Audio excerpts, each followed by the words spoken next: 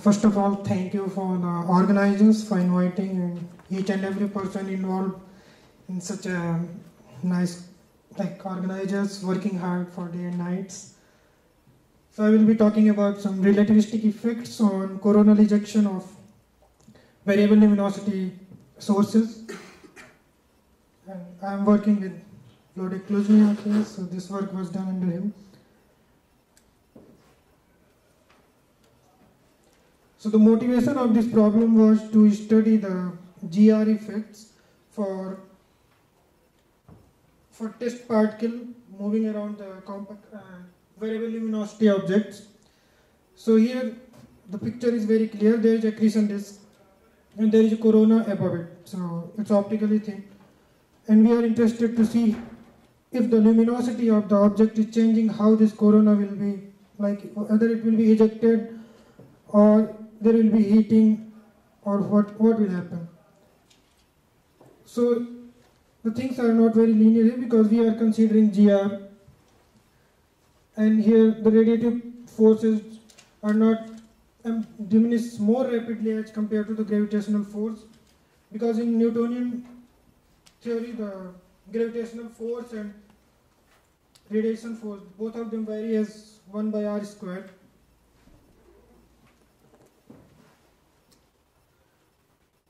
So in this problem, this one is the Newtonian results. So we have a compact object at the center, and there is a test particle. We are assuming a test particle which is orbiting around this object in circular orbits for a zero luminosity of the star.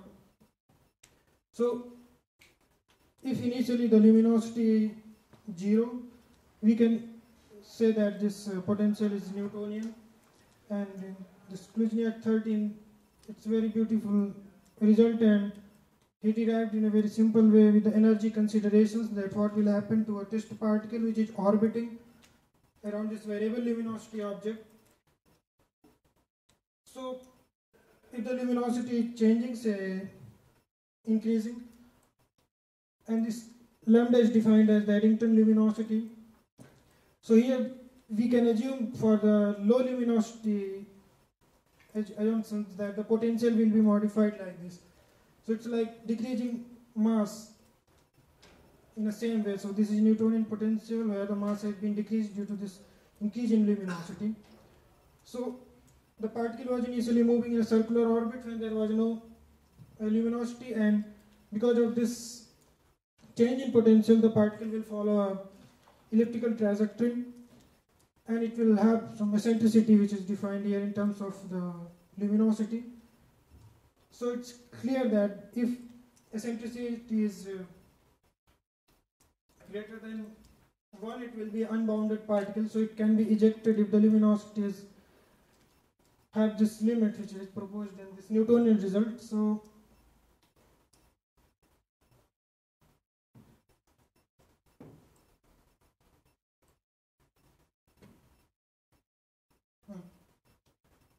if the final luminosity is defined here like this, and if it has a lower limit of this, the eccentricity in the previous formula will be greater than, it will be equals to 1, which will correspond to the ejection of this particle in an unbounded trajectory.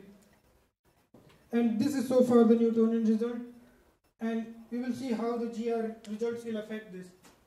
So we consider a variable luminosity object, and the Schwarzschild space-time, and particle is moving on the equatorial plane.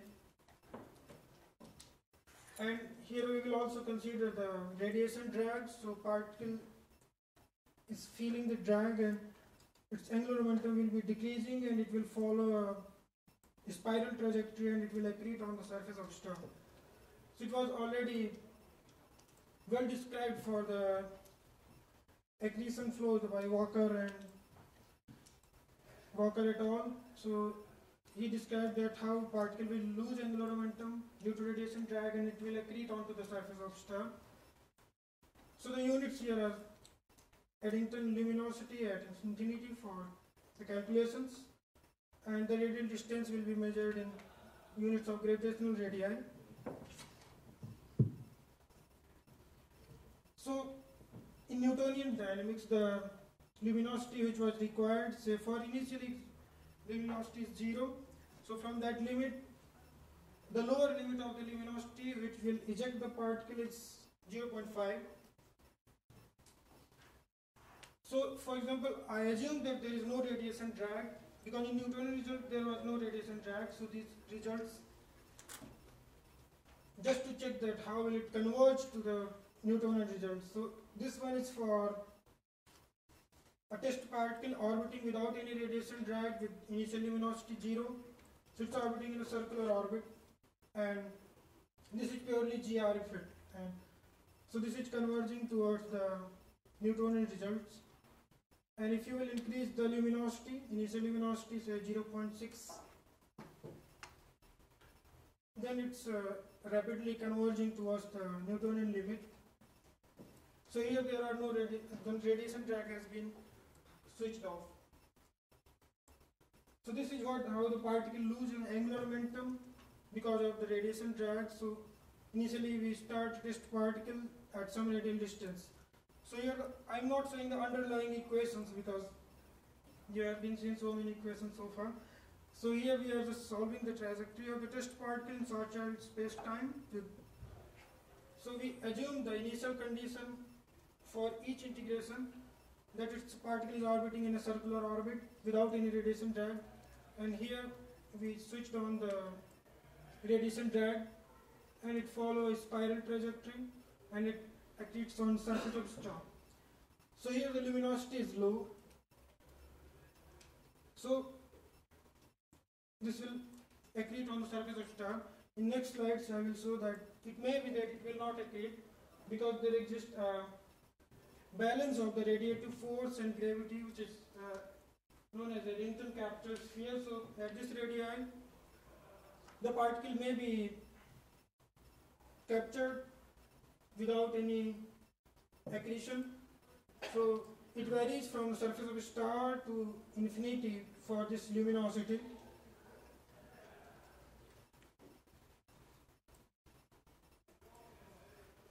So here if I start a test particle with a circular orbit and we suddenly change the luminosity, so what may happen? So if the luminosity change is very low, it will accrete on the surface of a star, but if the luminosity is a bit higher, that the Eddington capture sphere lies at some radial distance apart from the surface of a star, so it will be captured on the Eddington capture sphere. So here this Eddington capture sphere lies at 9.44, and we started this trajectory at 8 gravitational radii for initial luminosity of 0.36.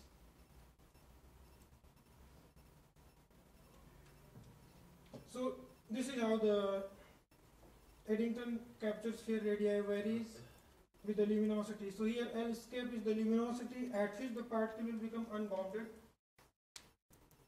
It will be ejected. So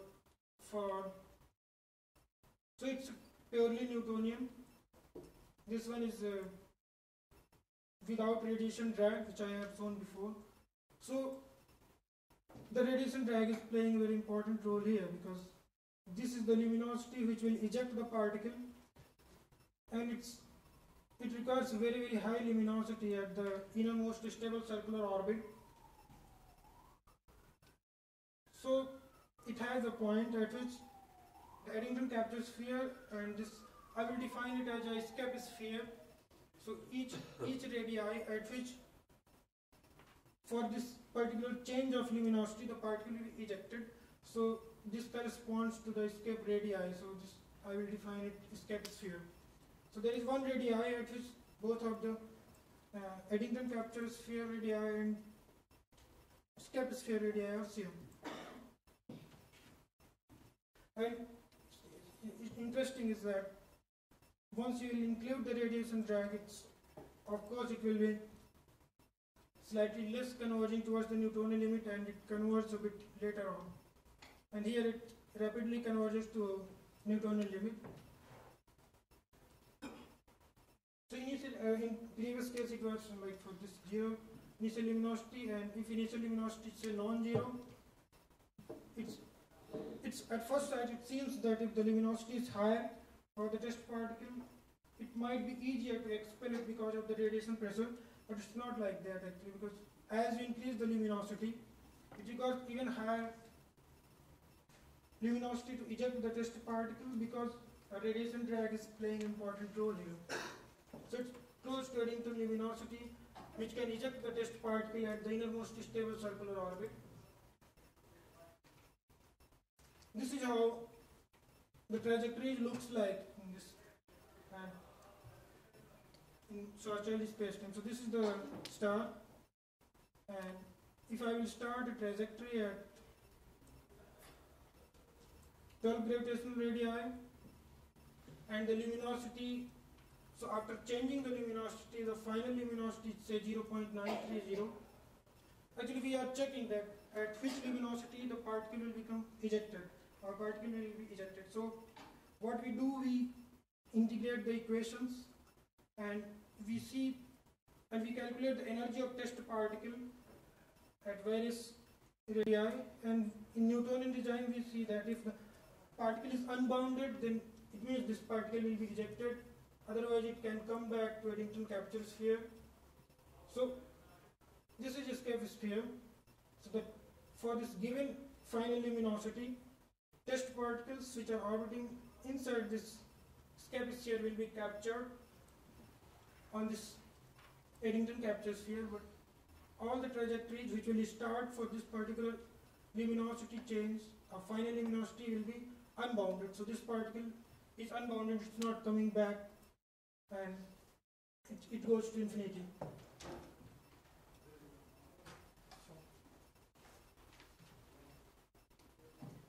So the conclusion is that here GR effect is playing important role in coronal ejection, what has been done for the Newtonian case.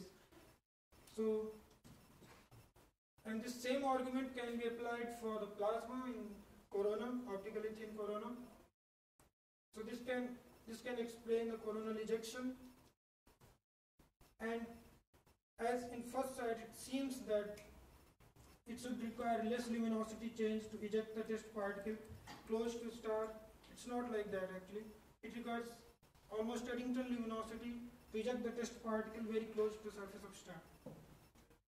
And so